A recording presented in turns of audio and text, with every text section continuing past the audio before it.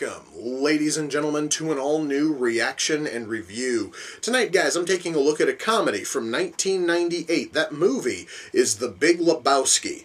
Yeah, guys, I have never seen this movie. Moreover, I think maybe, in terms of checking out clips, I've maybe seen about 45 seconds worth of this movie, and those honestly weren't even like full-blown clips. Those were like people showing me like videos made up of a single line with absolutely no context to it, and absolutely none of those lines with zero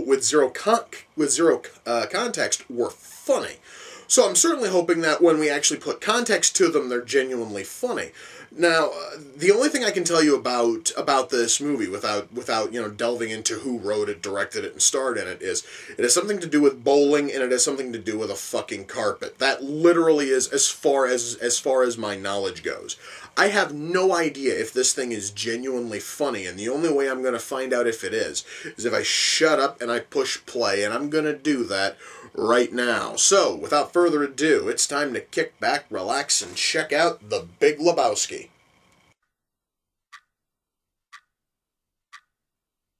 You know, guys, I can totally see this movie attempting to be funny. I'm going to stress attempting to, because thus far, it hasn't been funny at all.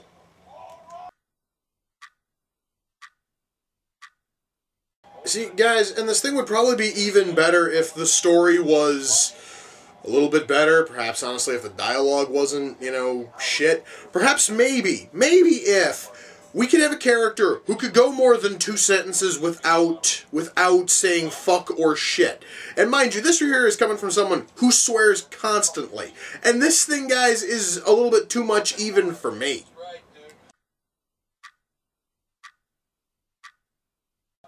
I think I figured out why I don't like this movie, guys. It has to do with the dude. The dude is probably one of the most unlikable lead characters I've seen in a long time. Now, mind you, another problem is that there isn't a single likable character in this entire film. However, the very fact that we're focusing on this idiotic, worthless burnout who does nothing but babble gibberish and bullshit, it really doesn't help the film any.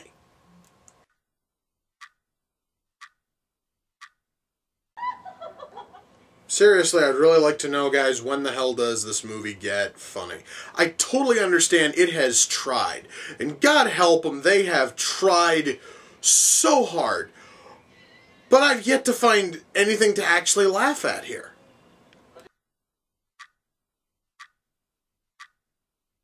So, guys, we just finished up a drug-induced fantasy sequence that went on for far too fucking long, and it really hasn't moved it hasn't moved the story forward at all. Frankly, this movie's becoming more and more of a chore to watch, and that's kind of sad because I genuinely thought this thing was going to be good, but so far it really hasn't.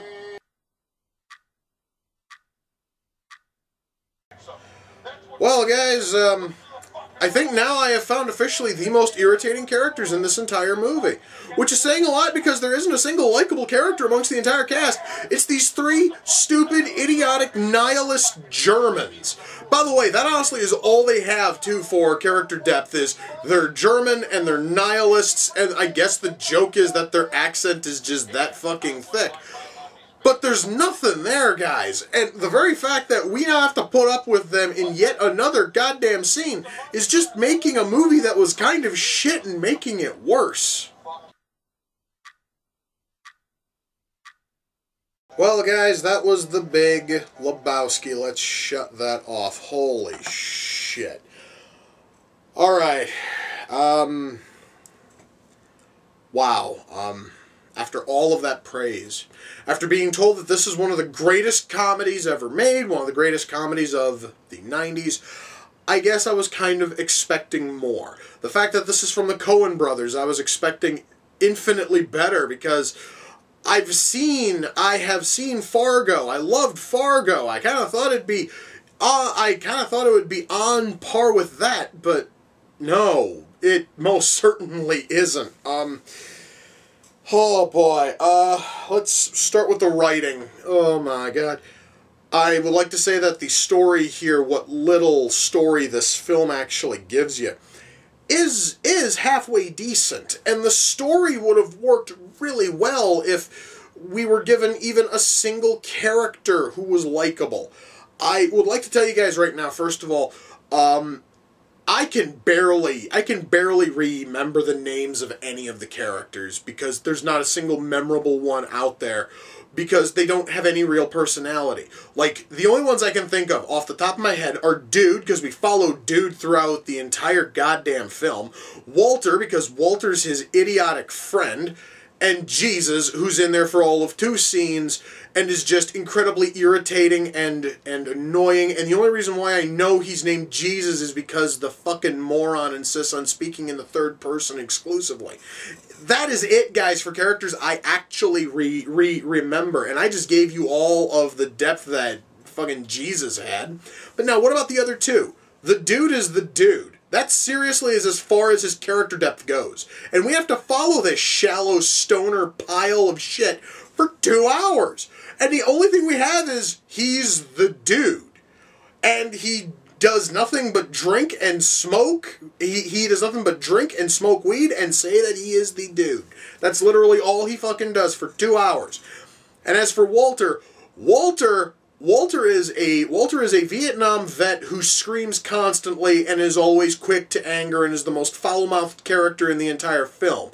Now, the very fact that I was able to give you at least a handful of things about him shows that he is the most friggin' developed character this entire movie has. Which, granted, isn't saying much, but the very fact that the closest thing you have to a, character with any kind of depth is one who is a Vietnam vet, is very quick to anger, and I kind of sort of forgot about this one. He's kind of sort of Jewish, which actually is one of the issues when it comes to the writing is, and this right here is how we found out that he is a practicing, Jew, is that they will have entire scenes where it's basically just one point hammered 15 or 16 times. Example, when they were talking about the bowling league, and they said they said that the next league game was on, I believe they said that it was a Friday. Walter said that he couldn't because it was, the fucking, Sabbath, and that he cannot play, like Shabbat. I cannot, it is the fucking, Shabbat, I can't. And then that was it. It was 2 minutes of that, and, the whole joke is, well, he can't because he's Jewish all of a sudden. And you're never told that he's Jewish up until that point, and apparently even his friends didn't know he was fucking Jewish, otherwise he wouldn't have needed to explain this to them. It would have been kind of a known thing. And yet, we are dropped with that, and that is supposed to be funny. And that really is a whole lot of the conversations in this film is they basically will hit one point and then they will say it again and again and again, and they hope and pray that it gets funny, but it doesn't. And when they aren't hitting us with the very same joke 15 times in 2 minutes, then we don't get jokes. We barely even have story. This movie is probably one of the most shallow things I have ever seen. And what makes it worse is, even though we have almost no story to start with, by the end of the movie, this thing is doing backflips in order to completely undo what little conflict we had. So we then find out that almost everything that we were following wasn't actually as we thought, and thus none of it mattered. Because, and I'm going to give a couple of spoilers for the few people who still haven't seen this. When all is said and done, the $1 million was not there. The kidnapping was not there. Nothing here happened, which means that ultimately this movie's a 2-hour waste with nothing. And it's a comedy which honestly isn't even able to give you humor, which means that it has no reason to be simply because of the writing. And the worst part about it is that this was written, I'm going to say it again, it was written by the fucking Coens. And the Coen brothers can write. The Coen brothers know how to make things funny. They know how to make things interesting, and they failed miserably here. Now, mind you guys, the writing here is awful, but that really is like the only negative I can genuinely give to this movie. Unfortunately, it is the most important part of it. Because, guys, I'm going to tell you right now, the acting here is awesome, which is stunning considering the fact that everyone was given such a horribly shallow and worthless script. But everybody turned in a fantastic showing in terms of acting. And camera work here is good, and the sound mix is good, and the soundtrack is amazing, minus that one hideous cover of Viva Las Vegas, which plays during this. There is an absolutely ungodly cover of Viva Las Vegas. It's terrible. But beyond that, the soundtrack here is amazing. Lighting, camera work, sound mix, blocking, everything's great. It's just that the writing just brings all of it down. And I totally know what people are going to say. I know what I'm going to hear. I'm probably going to hear some lame-ass excuse that this movie is better when you're stoned. And if you have to be physically impaired in order to enjoy a movie, then that movie automatically fails by default. I really wanted to love this thing, guys, and it was a massive letdown. I couldn't find a single likable thing here. I could not find a single joke which made me smile, and that is absolutely tragic, because I genuinely thought I was going to go into an awesome movie. I was told this thing was a classic, but it is a comedy with no, humor, and it's a film with almost no plot, and what little plot is there is almost completely undone by the time the film ends, and the story is not. And the story is not undone by them actually finishing up whatever, whatever conflict is there. It is completely undone because it was never fucking there in the first place. Oh my lord, guys. When all is said and done, I cannot recommend this. And that is stunning. That is nothing short of stunning. I really thought I was going to love this thing. But I personally found it to be just way too fucking shallow to even partially recommend. Now, I totally understand that there are people out there who have watched this movie hundreds of times and that they absolutely love every single frame of it. And that is totally fine. Rock on. I really wanted to join you guys in loving this movie, but this thing went actively out of its way to make me not like it, which is kind of sad because, again, I thought this thing was going to live up to all of the praise. Well, okay, I really didn't think it was going to live up to all of the praise, but I thought it was going to live up to at least some of it. And it didn't. I really wish I could say that this thing was good, but I can't. Now, the Big Lebowski came off the Amazon wish list. The person who sent it in was Kevin, and I don't know his YouTube channel because Kevin didn't give me a YouTube channel.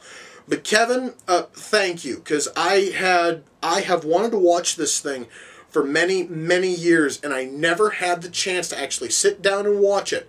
And it is thanks to my series that I finally had the chance, and it's thanks to you that I finally got to see it. Unfortunately, I found it to be a massive, massive letdown. However, I was still willing to give it a chance, and you helped me give it that chance. And Kevin, for that, I thank you dearly. Now, since I wanted to watch a really good Coen, brothers film, I'm going to go do that right now. I see my copy of Fargo on my Blu-ray shelf. I'm going to go watch that just because I need to be reminded that the Coen brothers can actually write comedy, because this wasn't. Anyway, guys, with that, we come to the close of another reaction and review. Until next time, ladies and gentlemen, take care, and I will see you all in the near future. Peace.